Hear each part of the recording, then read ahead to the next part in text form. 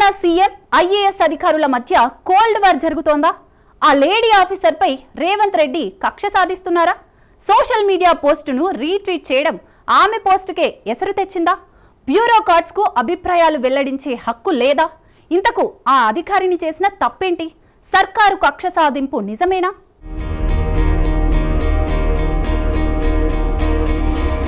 Telangana senior IAS అధికారిని స్మితా సబర్వాల్ వ్యవహారం చర్చనీయాంశమవుతోంది. Tourism కార్యదర్శిగా బాధ్యతలు నిర్వహిస్తున్న స్మితాను రేవంత్ సర్కార్ తప్పించి ఫైనాన్స్ కమిషన్ సభ్య కార్యదర్శిగా నియమించింది. కంచగచ్చిబౌలి భూముల విషయంలో మేడం చేసిన ఒక రీట్వీట్ ఆమె పోస్టుకే ఎసరు తెచ్చింది. సీనియర్ అధికారిని బదిలీ విషయంలో ప్రభుత్వ నిర్ణయంపై విస్మయం కలుగుతోంది. యాక్టివ్గా ఉండడంతో పాటు వివిధ శాఖలను సమన్వయం చేసుకునే నేర్పరితనం, ఓర్పు ఉన్న ఆమెను ఇలా బదిలీ చేస్తారా అంటూ ఐఏఎస్ వర్గాల్లోనూ ఆశ్చర్యం కలుగుతోంది.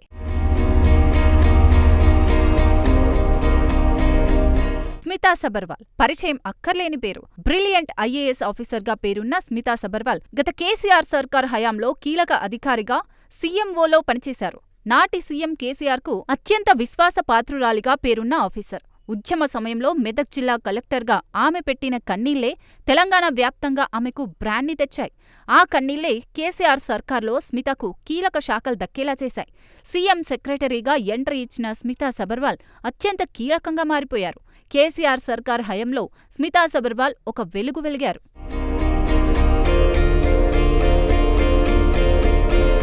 కేసీఆర్ ప్రభుత్వంలో కీలకంగా వ్యవహరించిన స్మితా సబర్వాల్ ప్రస్తుత సర్కారును లైట్ తీసుకుందనే టాక్ ఉందట. సీఎం రేవంత్ రెడ్డితో పాటు మంత్రులను ఆమె పట్టించుకోలేదనే చర్చ నడుస్తోంది.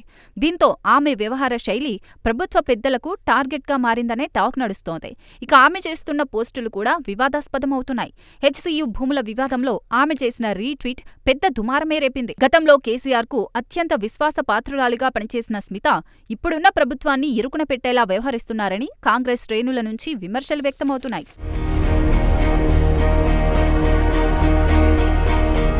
హైదరాబాద్ సెంట్రల్ యూనివర్సిటీ సమీపంలోని 400 ఎకరాల భూమిలో చెట్ల నరికివేతకు సంబంధించి ఏఐ ద్వారా తయారు చేసిన గిబ్లీ చిత్రాన్ని సోషల్ మీడియాలో రీపోస్టు చేయడంతో స్మితా సబర్వాల్కు పోలీసులు నోటీసులిచ్చారు. విచారణకు హాజరు కావాల్సిందిగా సమన్లు పంపారు. ఈ వ్యవహారం తెలంగాణలో పెద్ద ఎత్తున చర్చకు కారణమైంది. సైబరాబాద్ పోలీసుల ముందు హాజరైన స్మితా సబర్వాల్ తనను కావాలని టార్గెట్ చేశారని ప్రశ్నించారు.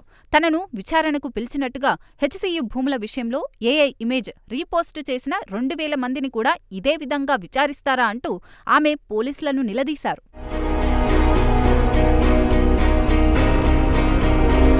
సీఎం రేవంత్ రెడ్డికి ఐఏఎస్ ఆఫీసర్ స్మితా సబర్వాల్కు మొదటి నుంచి పొసగడం లేదనే టాక్ ఉంది. సర్కార్ నిర్ణయాలకు వ్యతిరేక పోస్టులతోనే స్మితా సబర్వాల్ను ట్రాన్స్ఫర్ చేశారనే చర్చ నడుస్తోంది.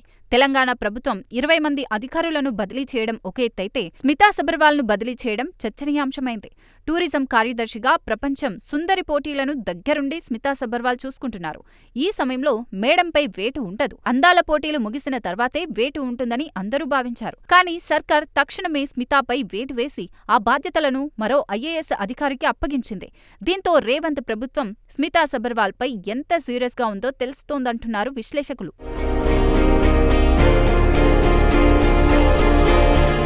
స్మితా సబర్వాల్ ఇష్యూలో ప్రభుత్వ తీరుపై సర్వత్రా విమర్శలు వ్యక్తమవుతున్నాయి.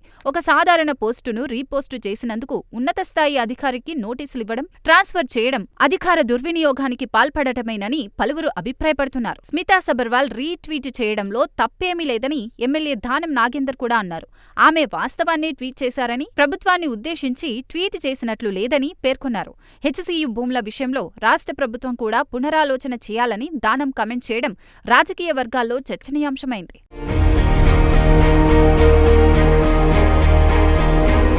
మొత్తానికి ట్రాన్స్ఫర్తో అధికారులకు రేవంత్ సర్కార్ జలకిచ్చింది.